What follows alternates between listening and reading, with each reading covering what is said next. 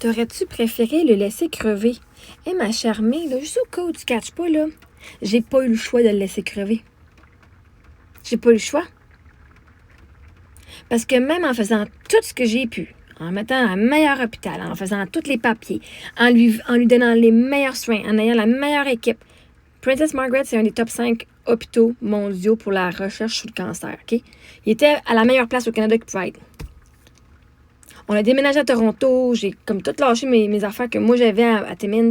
Moi, j'étais coach de curling. Je m'en allais prendre ma formation pour devenir coach certifié. J'étais déjà coach certifié, mais pour devenir genre en compétition. J'ai tout lâché. Mon groupe d'amis, j'ai tout lâché ça à Timmins pendant 14 mois. Mon support, mes amis, c'était tout là-bas. J'ai tout lâché pour lui, pour être sûr, parce que j'allais pas le laisser crever. Moi, j'ai cru au 4%, lui, il l'a pas cru. Je me suis donné corps et âme pour lui. Vois-tu, même en me donnant au complet, j'étais pas assez. Les docteurs étaient pas assez. On n'avait pas le choix de le laisser crever parce que même quand on s'est battu à notre maximum, il crevait qu'on le voulait ou pas.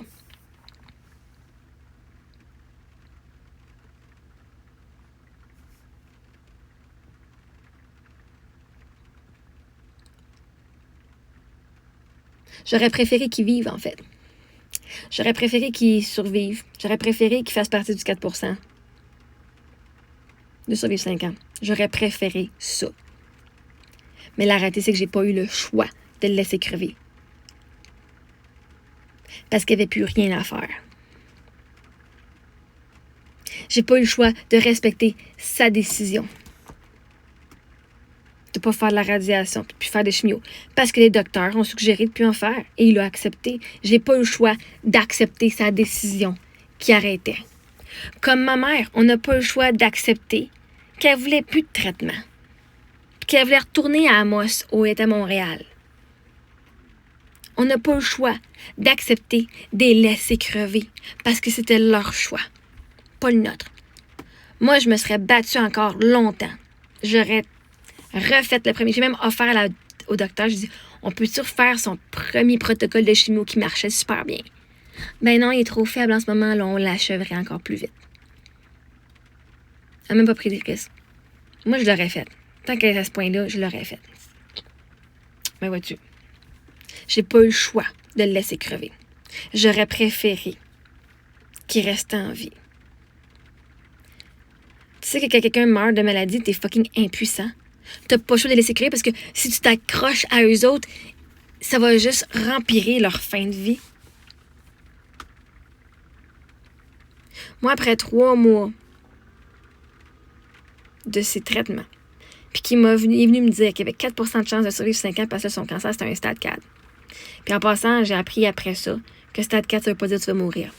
Qu'un cancer rare veut pas dire que c'est non curable.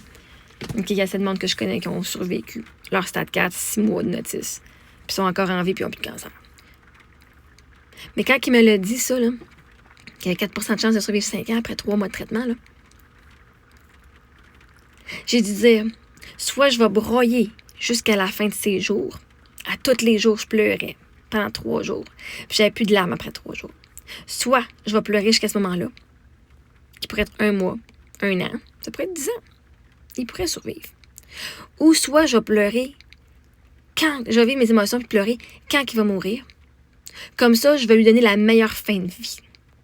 J'ai pas de choix, j'ai pas de contrôle qui va mourir. Mais tout ce que je peux faire, c'est lui donner le meilleur de moi pour nous donner en tant que famille les meilleurs souvenirs, puis pour lui donner la meilleure fin de vie, la plus facile, la plus aimante, la plus douce que je pouvais lui donner. Et ça voulait dire, moi, mettre ma douleur de côté. Puis parce que ma douleur était de côté, je ne veux pas dire que j'en avais pas de douleur. J'avais pas le choix de le laisser crever. Dès qu'on a eu ce qu'il y avait 4% de chance, c'est combien de temps ça a pris pour qu'il crève que je le laisse crever? Que je le voyais à petit feu. Il était malade 14 mois. On va se mettre un 2 mois de plus parce qu'il était 2 mois où sa tumeur grossissait puis on ne savait pas si c'était un cancer. Fait qu'il était malade techniquement 16 mois. Mais de son diagnostic, c'est 14 mois. Moins 3 mois qu'on sache sa nouvelle de stade 4. 11 mois. Pendant 11 mois, j'avais pas le choix de le voir dépérir. En fait, il était déjà en train de dépérir avant qu'on sache qu'il avait le cancer. Il était couché par terre. Okay? Il pouvait même pas se coucher sur son dos, il qu'il se couche sur son ventre. Parce que sa face, elle avait tellement mal. Il fallait qu'il soit debout ou couché sur le ventre. J'ai dû lui acheter une table à massage pour qu'il puisse bien dormir.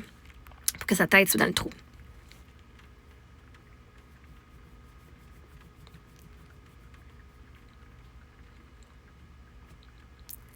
Moi, j'ai été 14 mois à voir mon mari dépérir. Tranquillement, en n'ayant aucun contrôle et en étant impuissante de faire quoi que ce soit. Tout ce que je peux faire, c'est lui donner de l'amour, lui donner des souvenirs, parce que lui, sa plus grande peur, c'est que ses enfants ne sachent pas comment il les aimait. Et je me suis assurée d'avoir une liste longue comme mon bras, pour tous les souvenirs, vidéos, photos, projets de traces de main, pour être sûr que c'est fait, ces souvenirs-là, quand elles en auront besoin. Tout ça en sachant qu'elle allait crever. Puis, ça, on a vu ça au mois d'août, qu'il y avait 3%, 4%. Au mois de décembre, on s'est fait dire qu'il y avait 18 à 24 mois. Non, en fait, ça, quand ils nous l'ont dit, ouais, ça, 4%. Décembre, fait qu'on parle une couple de mois plus tard, on se fait dire 18 à 24 mois. Mois de mars, on se fait dire 6 à 12 mois. Mois de mai, on se fait dire 3 mois. Puis mois de juin, on se fait dire, probablement pas un mois. Tu penses pas que je me suis pas battue pour être sûre qu'il crève pas? Mais vois-tu, je me suis battue puis il est mort quand même. Je me suis donné à mon meilleur, les docteurs se sont donnés à leur meilleur puis il est quand même crevé. On n'a pas le choix. C'était sa destinée.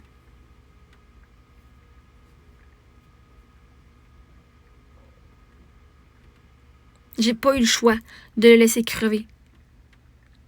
J'ai pas eu le choix de dire je peux pas rien faire, qu'est-ce que tu veux. J'ai pas eu le choix de vivre ma douleur, ma tristesse, ma colère, mon ressentiment contre Dieu. Contre Dieu. À ce moment-là, c'était contre Dieu. Plus tard, j'ai eu du ressentiment contre lui, oui. Parce que pendant genre 3-4 ans, je fais mais je peux pas avoir du ressentiment, je peux pas être en colère contre mon mari. Il a tout fait pour rester en vie. Pendant 4 ans, c'était ça mon speech. Puis là, à un moment donné, je fais wow, t'es un petit peu. Wow, t'es un petit peu. J'ai découvert des choses. On aurait pu faire ça.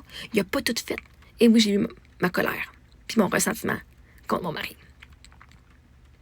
J'étais pas meilleure que les autres veuves qui vivaient cette émotion-là. Ça fait partie du deuil. Tu sais juste pas quand ça va te péter dans la face. Puis tu sais juste pas quand ça va arriver.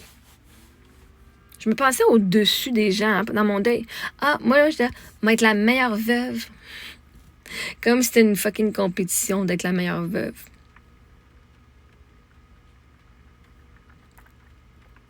Mais rappelle-toi que j'ai pas eu le choix de le laisser crever. Parce que je suis pas fucking Dieu. C'est pas comme si on va le sauver ou on va le laisser mourir. J'aimerais ça que tu reposes ta question d'une autre façon.